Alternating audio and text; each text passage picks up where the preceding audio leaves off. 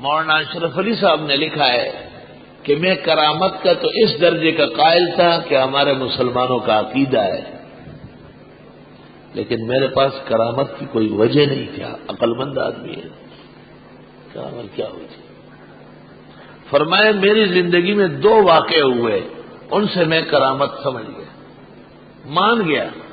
دارالعلوم دیوبند میں سالانہ جلسہ تھا، کھانا ہمیشہ پکتا تھا، 100-200 آدمی ہوگا، اور مہمان آ گئے ہزاروں۔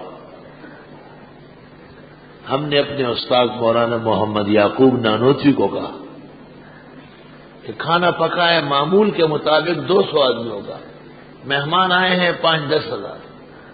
آپ نے فرمایا آج پتہ چلے گا کہ محمد یعقوب بھی اپنے بزرگوں کا عقیدت کیش ہے۔ حضرت تشریف لائے اور جو دارالعلوم دیوبند کے باورچی خانے میں کھانا پڑا ہوا تھا اس کے اوپر کچھ کلمات پڑھے، کہا بسم اللہ کرو۔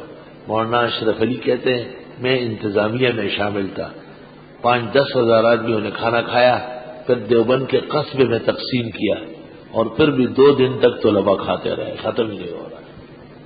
تو میں کرامت مان گیا۔ ایک واقعہ یہ لکھا ہے اشرف الجواب میں، مولانا کی کتاب ہے اشرف الجواب۔ دوسرا واقعہ یہ لکھا ہے کہ میں مدینہ منورہ میں تھا، ایک بدوی نے مجھے کہا، بدو نے، کہ آج میرے ساتھ تو افطار کر لو اور کھانا کھا لو۔ تو میں نے کہا کہاں ہے گھر؟ کہا مسجد نبوی کے پیچھے۔ مسجد نبوی کے پیچھے؟ کہا اذان سے چند لمحے پہلے آیا۔ کہا چلو۔ کہا مدینہ منورہ سے باہر لے گیا، جنگلات، کھیتیاں، باغات کا۔ میں نے دل میں سوچا کہ کیا گناہ ہو گیا تھا تو یہاں آ گیا۔ کہا وہاں جا کر کے اس نے مجھے افطار کرایا، کھانا کھلایا، کہ چلو نماز مسجد نبوی میں پڑھتے۔ کہ میں دل میں سوچ رہا تھا کہ اس کا دماغ خراب ہے، عشاء کی نماز تراویح ختم ہو چکی ہے، یہ کہتے ہیں مغرب کی نماز پڑھیں گے۔ مولانا فرماتے جب واپس آنے لگے، نہ وہ کھیتی تھی، نہ باغ، نہ زمین، نہ وہ مسافت، چند لمحوں میں مسجد نبوی میں داخل ہوا، خالی پڑی ہوئی ہے، خالی، اور مؤذن صاحب کٹورا چاٹ رہے ہیں۔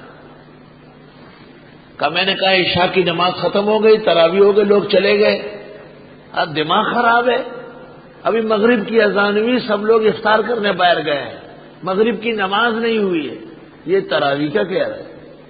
کہ میں مان گیا یہ دوسرا واقعہ کرامت کا۔ طی الزمان و طی المکان۔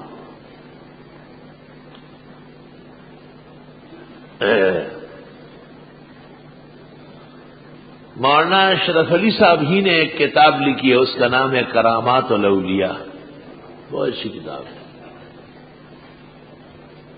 کرامات الاولیاء۔ میں پریشان تھا بہت زیادہ، ہم مینار اس طرف بنا رہے تھے، تو ظہر کی نماز کے بعد ایک نوجوان نے مجھے کہا کہ یہاں کنواں کھودو، پانی میٹھا نکلے گا، ضرورت ہے، مینار وہاں بنا لیں۔